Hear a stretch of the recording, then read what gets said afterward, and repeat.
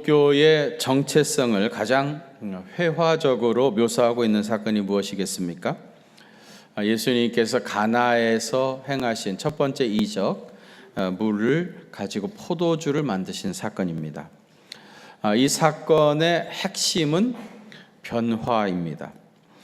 예수님을 영접하고 주님의 자녀가 되면 변화가 일어납니다. 신구약 성경에 나오는 수많은 사건들은 예수님 안에서 변화된 사람들의 이야기다, 그렇게 말할 수가 있습니다. 이재명 집사님이 쓴 전도 행전이라고 하는 책이 있습니다. 이 집사님은 서울의 사랑의 교회를 출석하시는 교인인데요, 1990년대 중반에 우리 사회를 깜짝 놀라게 했던 그 살인마 지존파 6명에게 복음을 전했던 분입니다.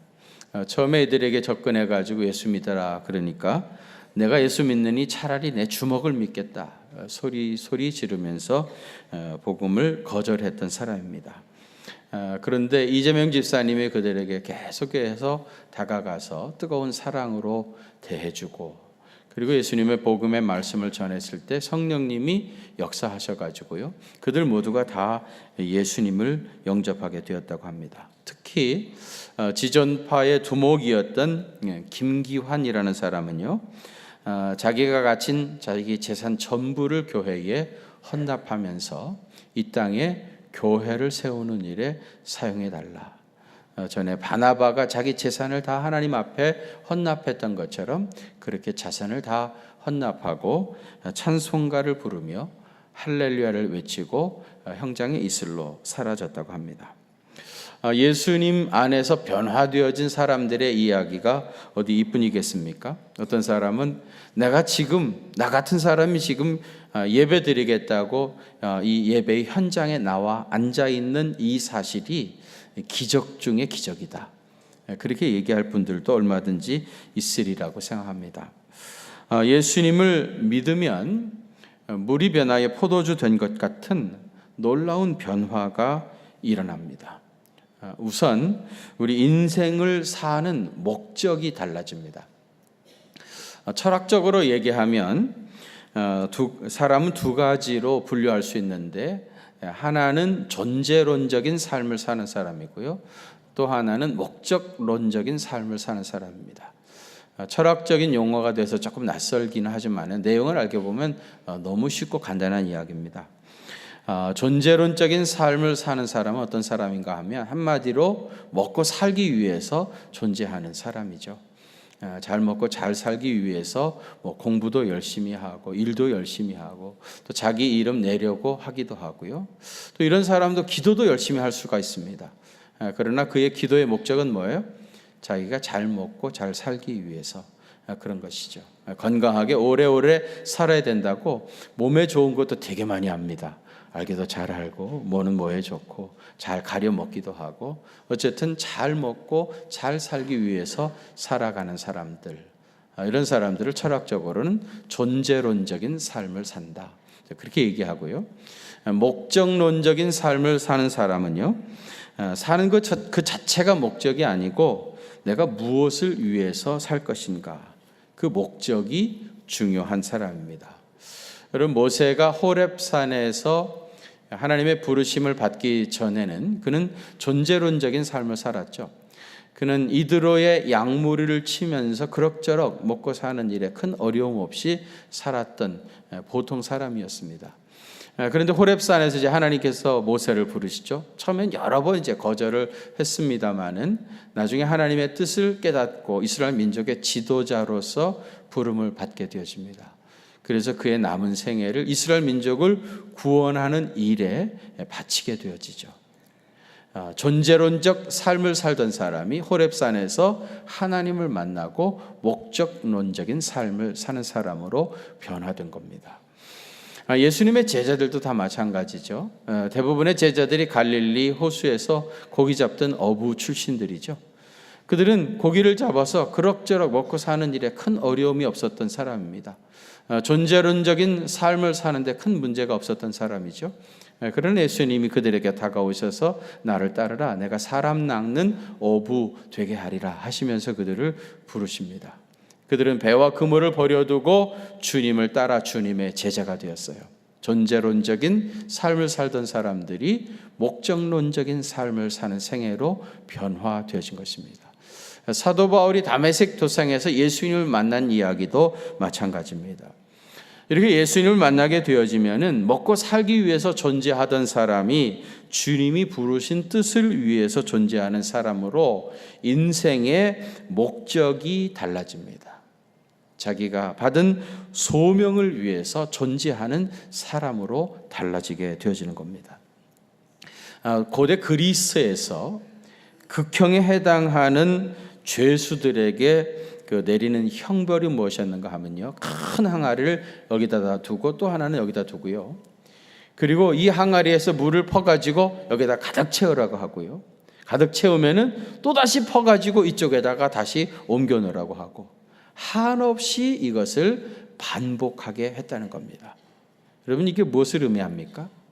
전혀 의미가 없는 일을 끝도 없이 한없이 반복하고 있는 것, 그것이 사람이 제일 힘든 일이다, 그런 뜻이에요. 내가 하는 이 일의 이유를 알고 그 목적을 분명히 알고 그것이 비록 힘들고 어려워도 그것을 감당할 때 그 현장에서 기쁨도 있고 보람도 있고 만족도 누리게 되어지지만은 전혀 의미 없는 일을 한없이 끝도 없이 반복하고 있는 것은 사람에게 가장 고통스러운 일이다, 그런 뜻입니다.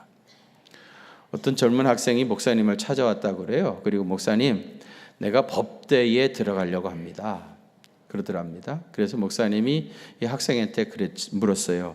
그래, 그럼 법대를 졸업하고 넌 뭘 할래? 그랬더니 학생이 다른 사람이 그러는 것처럼 나는 변호사가 되어서 명성을 얻겠지요.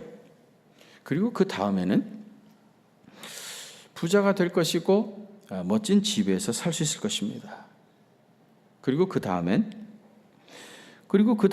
결혼을 해서 아이들을 키우면서 원숙한 노년을 맞이하겠죠. 그리고 그 다음에는, 그저 청년은 그 다음에는 무엇을 해야 할지 몰랐습니다. 잠시 멈춰서서 생각하다가 그 다음에는 누구나 그렇듯이 나도 죽겠죠. 그리고 그 다음에는 청년은 불안해지기 시작했고요, 떨리는 소리로 대답을 했습니다. 그리고 그 다음에는 제가 나에게 내릴 심판을 기다리겠죠. 여러분, 마지막에 있을 심판, 마지막에 주님 앞에 서게 되어질 그 순간을 기억해야 우리의 삶이 본질적으로 달라집니다. 이것을 진지하게 생각하지 아니하면 대부분의 사람들은 존재론적인 삶을 살게 되십니다. 그저 먹고 살기 위해서. 그러다가 정신없이 분주하게 그저 먹을 것을 위해서 살아가게 되십니다. 그러나 마지막에 주님 앞에 서게 되어질 그 순간을 생각하면 목적론적인 삶애로의 변화가 이루어져요. 오늘 본문의 말씀을 통해서 이러한 본질적인 변화를 경험하는 귀한 시간 되시기를 바랍니다. 지난 시간에 보았던 아나니아와 삽비라 사건은요, 단순히 헌금 생활에 관한 문제라기보다는 성도들의 순결에 관한 문제라고 할 수 있습니다. 하나님께 받은 은혜를 고백하는 헌금 생활에 순결함을 잃어버린 영혼에 대한 하나님의 무서운 심판이었다고 말할 수가 있습니다. 이 충격적인 사건이 있은 후에 예루살렘 교회는 비둘기같이 더욱 순결해졌습니다. 주님께 사랑을 고백하는 것뿐만 아니라 저들의 삶이 세상 사람들과는 분명히 구별되는 순결한 삶을 살기 시작했어요. 옛날 우리 기독교가 로마에게 핍박을 받을 때 말이죠, 로마의 높은 관리들이 겉으로는 기독교인들을 몹시 핍박했지만은 자기 자녀들을 결혼을 시킬 때에는 그리스도인들 가운데서 며느리를 삼았다고 그래요. 왜냐하면 당시에 로마가 너무너무 성적으로 타락을 했어요. 도저히 그런 사람들 가운데 며느리를 삼을 사람이 없었던 거예요. 근데 로마의 고급 관리들이요, 그리스도인들을 붙잡아가지고 조사를 하는 과정에 보니까 그리스도인들이 삶이 너무 순결한 겁니다. 너무 순수했던 거예요. 그것을 알게 된 겁니다. 그래가지고 겉으로는 기독교인들 붙잡아다가 죽이고 했지만은 뒤로는 자기 아들 장가 보낼 때는 며느리들을 그리스도인들 가운데 데려다가 며느리를 삼았던 거예요. 그래서 AD 313년 콘스탄티노플 황제가 기독교를 로마의 국교로 공인할 때 이미 많은 귀족의 부인들이 예수를 잘 믿는 신실한 부인들이 많이 있었던 거예요.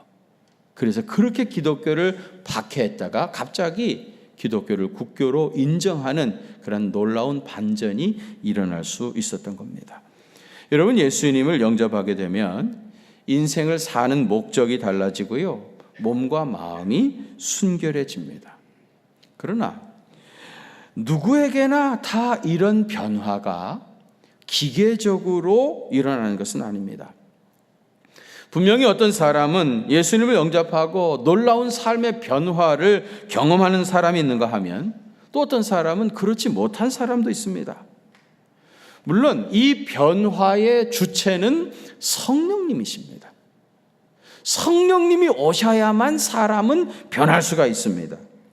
성령님께서 우리를 새롭게 빚어주지 아니하시면 사람은 변할 수 없습니다.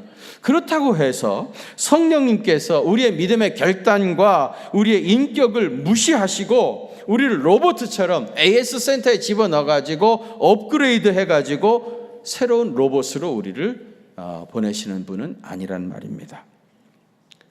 우리의 믿음의 결단과 순종, 이런 것들이 성령님 안에서 우리의 변화를 이루어 가는데 굉장히 중요한 역할을 감당해 가는 겁니다. 옛날에 일본의 기자가 한국의 수도 서울은 교회가 동경의 담배가게보다도 더 많은 도시라는 타이틀의 글을 썼습니다.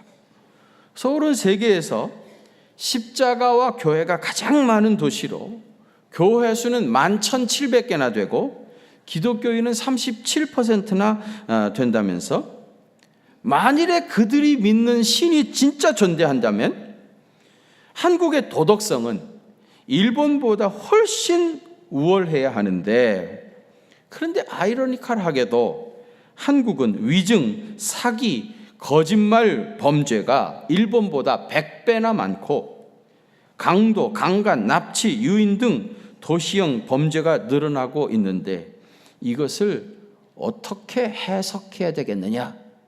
그렇게 질문했습니다. 예수님을 믿고 영접한다고 하면서도 그리스도 안에서 날마다 새 사람으로 변화되고 있지 못하는 우리의 모습을 날카롭게 지적한 것이라고 생각되어집니다.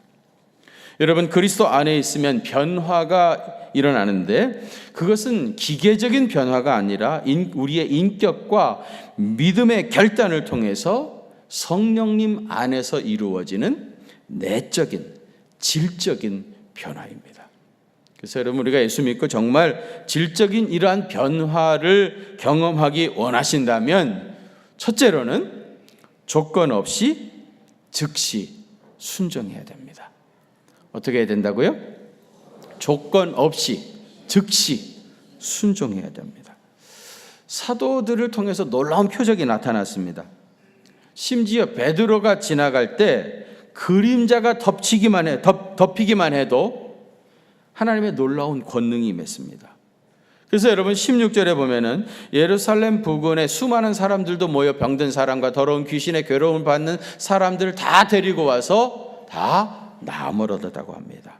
승천하셨던 예수님이 다시 내려오신 것 같은 착각이 들 정도입니다. 옛날 예수님께서 행하셨던 놀라운 표적들이 이제 제자들을 통해서 나타나기 시작했던 겁니다. 그런데 보세요. 하나님의 놀라운 권능으로 수많은 병자들이 고침을 받았는데 얼마나 좋은 일입니까? 얼마나 같이 기뻐할 일입니까? 얼마나 감격스러운 일입니까? 그런데 대제사장과 사두개인들은 마음에 시기가 가득했다는 거예요. 베드로가 사람들의 병을 고쳐주면서 떼돈 버는 것도 아닌데 왜 이 사람들은 시기가 가득했겠습니까? 자기들이 할 수 없는 일을 사도들이 하니까 그랬던 겁니다. 시기하다가 결국은 베드로를 붙잡아 옥에 가두어 버렸습니다. 베드로가 다시 옥에 갇혔습니다. 여러분, 주의 일을 하다가 이렇게 되는 경우는 종종 있습니다. 예수님의 제자로 사는 것은 늘 이런 환난이 있기 마련입니다. 그런데 여러분, 19절과 20절 보세요. 주의 사자가 밤에 옥문을 열고 베드로를 끌어낸 겁니다. 주의 사자가 그 밤에 그 옥문에 찾아온 겁니다. 그 베드로를 끌어냈습니다. 그리고 가서 성전에 서서 이 생명의 말씀을 다 백성에게 말하라. 그렇게 말씀하신 거예요. 여러분, 한번 생각해 보세요. 베드로가 복음 전하고 치유 사역하다가 붙잡혀 옥에 갇혔습니다. 적법한 무슨 절차를 거쳐가지고 석방된 것도 아닙니다. 주의 사자가 밤에 와서 옥문을 열어주어서 빠져나오기는 했지만은 대제사장과 사두개인들이 아직도 도끼 서린 눈으로 이들을 주목하고 있습니다. 그런데 그 다음날, 그것도 대제사장의 안방이라고 할 수 있는 성전에서 복음을 전하라고 하는데 상식적으로 그걸 할 수 있겠습니까? 그렇게 하다가 붙잡혔으니까 이제 좀 몸을 살해할 때가 아니겠습니까? 그런데 21절 보세요. 그들이 듣고 새벽에 성전에 들어가서 가르치더니, 성전에 서서 말하라 하니까 즉시 베드로가 일어나서 성전에 서서 가르치기 시작했던 겁니다. 그 시간이 언제입니까? 새벽이었습니다. 여러분, 새벽에 누가 있었겠습니까? 아침이 되어야 성전에 사람들이 한 사람 한 사람 모이길 터인데 아무도 없는 그 새벽에 그들은 옥에서 풀려나자마자 성전에서 외치기 시작했습니다. 무슨 말입니까? 즉시 순종하며 나갔다 하는 말입니다. 여러분, 하나님이 감동을 주실 때 즉시 순종해야 됩니다. 사탄은 우리를 이렇게 속이고 있습니다. 주님께 순종해라. 그래, 순종해야지. 그러나 서두를 필요는 없어. 언제든지 순종할 때는 올 거야. 그렇게 서두르려고 하지 마라. 사우디엘이라는 분도 이런 얘기했습니다. 한번 연기한 일은 그 진행이 자꾸 멈추어지며 오래 지체하면 할수록 새로운 유예가 발생한다 그랬어요. 순종하라고 할 때, 감동을 주실 때 바로 순종하고 나가야지, 이거를 연기하면 또 다른 유예, 또 연기하고 미룰 만한 이유들이 자꾸 생각나가지고요, 그런 일들이 자꾸 발생해가지고 결국은 하지 못하게 되어진다, 그 말입니다. 여러분, 순종이라고 하는 단어가 굉장히 많은데요, 그 중에 휘파코에라고 하는 말이 있어요. 이 말은 신구약 성경에서 딱 4번밖에 사용되지 않았는데, 이 휘파코에라고 하는 말의 뜻은 뭐냐면 절대적이고 의문을 제기하지 않는 복종입니다. 물어보지 않고 의문을 제기하지 아니하고 절대적으로 하나님의 말씀에 순종하고 나아가는 거, 이게 휘파코에입니다. 여러분, 하나님은 언제나 우리가 다 이해할 수 있도록 설명하시면서 그리고 순종하라 말씀하지 않아요. 가서 성전에 서서 이 생명의 말씀을 다 백성에게 말하라. 그러면 그걸로 끝난 거지요. 그렇게 하면 어떻게 될 것인지 자세한 설명 하나도 하시지 않습니다. 우리는 민주적인 토양에서 태어났잖아요. 그리고 자라왔습니다. 그렇기 때문에 아이들한테도 왜 그렇게 해야 하는지, 그렇게 하면 어떻게 될 것인지 이걸 자세히 다 풀어서 설명해 주어야 아이들이 듣고 이해가 되면은 비로소 순종합니다. 그런데 우리 하나님은요, 미안하지만 그렇게 민주적인 분이 아닙니다. 하나님은 어떻게 보면 절대 독재를 하십니다. 절대적으로 복종하고 따를 것인지 아니면 주님을 떠나든지 둘 중에 하나를 택할 수밖에 없습니다. 복음 증거하다가 옥에 갇힌 사람이 공개적으로 다시 성전에 서서 가르치면 어떻게 된다는 것을 베드로가 알지 못했겠습니까? 베드로는 겁이 없었겠습니까? 이런저런 생각해 보면 꼭 그렇게 정면으로 부딪힐 필요가 없다고 생각했을 겁니다. 시간을 조금 더 두고 좀 지혜롭게 하면 오히려 더 지속적으로 사역을 할 수 있을 것이다. 그런 생각도 들었을 것입니다. 그러나 베드로는 이런 인간적인 생각이나 방법을 따르지 않고 하나님 말씀 그대로 옥에서 풀려나자마자 그 새벽에 예루살렘 성전에서 큰 소리로 예수의 이름을 전파했던 겁니다. 분명히 정황으로 말하면 도저히 할 수 없는 상황이었습니다. 그러나 하나님의 제자들은 하나님의 말씀에 무조건적으로 순종하고 나갔습니다. 그랬더니 놀라운 역사가 나타난 겁니다.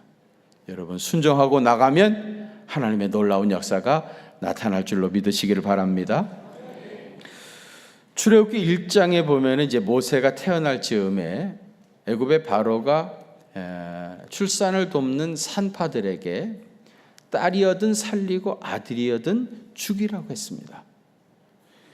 그런데 이 히브리의 산파들은 하나님을 두려워하여 애굽 왕의 명령을 어기고 모세를 살렸습니다.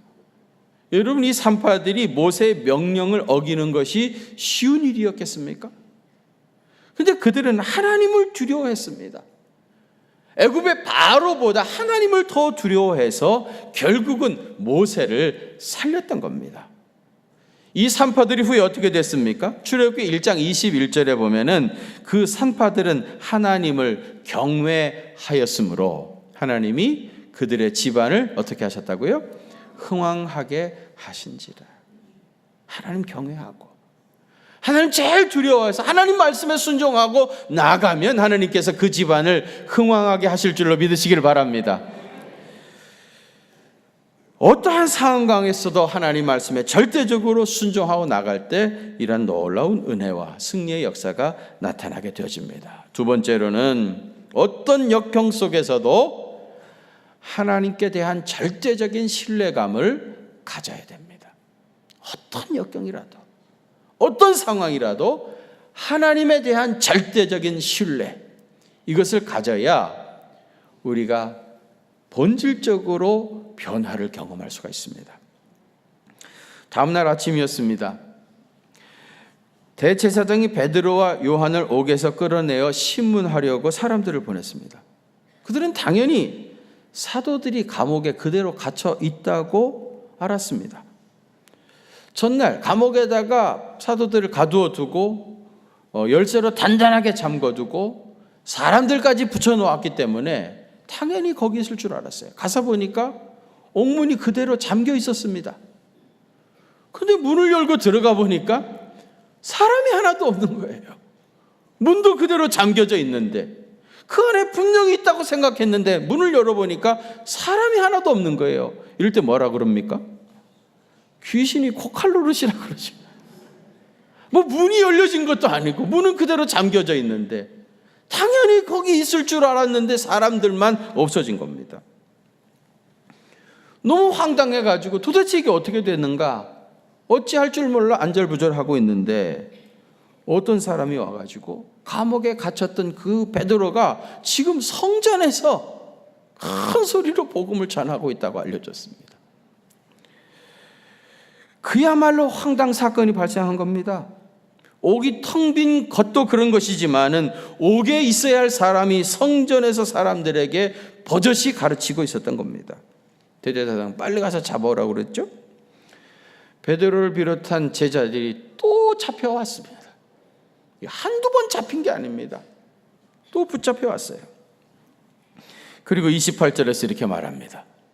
우리가 이르되 이 이름으로 사람을 가르치지 말라고 언급하였을 때, 예수의 이름으로 사람들을 가르치지 말라고 그렇게 얘기했는데 너희가 너희 가르침을 예루살렘에 가득하게 하니 이 사람의 피를 우리에게 돌리고자 함이라. 이렇게 협박하는 대제사장에게 베드로가 뭐라고 대답합니까? 29절 하반절에 보면 사람보다 하나님께 순종하는 것이 마땅하니라. 여러분 어디서 많이 들어본 소리죠? 사도행전 4장 19절에서도 동일한 상황에서 베드로가 똑같이 고백한 적이 있습니다. 하나님 앞에서 너희 말 듣는 것이 하나님 말씀 듣는 것보다 옳은가 판단하라. 베드로와 요한은 그 대제사장과 사두개인들 조금도 두려워하지 않았습니다. 당당하게, 담대하게 나는 하나님 말씀에 순종하여 살 뿐이다 고백하고 나간 겁니다. 여러분, 베드로에게 이런 담대함이 어디서 왔습니까? 한때 그렇게 비겁했던 베드로가 어떻게 이렇게 담대한 사람으로 변화되었습니까? 하나님은 어떤 역경 속에서도 우리와 함께 하신다고 하는 그런 하나님에 대한 절대적인 신뢰감이 있었기 때문이에요. 하나님에 대한 절대적인 신뢰감이 있었기 때문에 대제사장이 무섭지 않았던 겁니다. 그들이 협박하고 그들이 하는 말이 조금도 두렵지 않았던 거예요. 담대하게 우리는 하나님이 우리에게 주신 말씀을 전할 수밖에 없다고 고백하며 나갔던 겁니다. 하나님이 왜 그의 백성들에게 고난을 허용하시는지 우리는 그 이유는 잘 모릅니다. 하나님만이 아시는 어떤 이유, 또 하나님의 어떤 섭리가 계시겠죠. 그러나 분명한 것은 그의 백성들이 고난 속에 있을 때 주님은 반드시 찾아오시고 그 고난의 현장에 우리와 함께 하십니다. 여러분, 이걸 믿으시길 바랍니다. 사망의 음침한 골짜기를 다닐지라도, 사망의 음침한 골짜기 거기에도 우리 주님이 함께 하셔서 막대기와 지팡이로 우리를 안위하시는 줄 믿으시기를 바랍니다. 다니엘서 3장에 보면 사드락과 메삭과 아벳느고 히브리 세 소년이 금신상에게 절하지 않아가지고 느부갓네살 왕에게 붙잡혀 왔습니다. 느부갓네살 왕이 이 소년들에게 그러죠. 이제라도 내가 만든 금신상 앞에 엎드려 절하면 좋거니와 너희가 만일 절하지 아니하면 즉시 너희를 극렬히 타는 풀무 가운데 던져 넣을 것이니 능히 너희를 내 손에서 건져낼 신이 어디 있겠느냐. 이제라도 금신상에게 절하라 요구하죠. 그러나 그들은 풀무불 시련 앞에서도 하나님이 그들과 함께 하신다는 걸 믿었습니다. 어떠한 상황 가운데서도 하나님께서는 우리와 함께 하신다는 이 어린 소년들을 믿었습니다. 그래서 다니엘서 3장 16절과 17절에서 이렇게 말합니다. 느부갓네살이여, 우리가 이 일에 대하여 왕에게 대답할 필요가 없나이다. 왕에게 할 말이 하나도 없습니다. 왕이여, 우리가 섬기는 하나님이 계시다면 우리를 맹렬히 타는 풀무 가운데서 능히 건져내시겠고 왕의 손에서도 건져내시리이다. 이렇게 대답하니까 느부갓네살이 화가 나가지고 어떡하죠? 이 히브리 세 소년을 그냥 그 자리에서 풀무불에 던져버렸습니다. 세 소년을 던졌는데 그 안에는 4사람이 있었습니다. 이 4번째 사람은 누굽니까? 보혜사 성령님이셨던 겁니다. 보혜사 성령님께서 풀무 가운데서도 히브리 세 소년을 지켜주셔서 여러분이 너무 잘 아시는 대로 머리카락 하나 그슬리지 않았습니다. 어떠한 어려움에 빠진다 할지라도 성령님은 여러분과 함께 하십니다. 여러분들을 지켜주십니다. 보호하십니다. 그 하나님을 절대적으로 신뢰하십시오. 그리고 담대하게 나가면 놀라운 삶의 변화를 경험하게 될 것입니다. 그렇게 믿음으로 나가면 주께서 용기도 주시고요, 또 능력과 권능도 주시고 아무리 환난이 크다 할지라도 능히 이겨낼 수 있는 힘을 우리에게 주십니다. 그런 놀라운 변화가 여러분 삶 속에 임하시기를 주님의 이름으로 축원합니다. 하나님 아버지, 물이 변하여 포도주 된 것처럼 존재론적인 삶을 살던 우리가 이제 하나님 만나서 목적론적인 삶을 살아가는 본질적인 변화가 우리 속 사람에게서부터 시작될 수 있도록 성령님 역사해 주시옵소서. 절대적으로 하나님께 순종하게 하시고 어떠한 상황에도 우리와 하나님께서 함께 하신다고 하는 이 믿음 가지고 주님을 신뢰하고 나아가는 믿음의 사람 되어서 하나님의 행하시는 놀라운 기적을 날마다 체험하는 믿음의 사람 다 되게 하여 주옵소서. 이제는 교회의 머리가 되시는 우리 주님 예수 그리스도의 그 크신 은혜와 하나님 우리 아버지의 무한하신 사랑하심과 성령님의 위로하심과 교통하심이 사랑하는 우리 경기중앙교회 온 성도들과 또 저들의 가정과 그 생업의 현장들 위에 우리 교회와 또 우리 조국 위에 이제로부터 영원토록 함께 계시옵기를 간절히 축원하옵나이다. 아멘.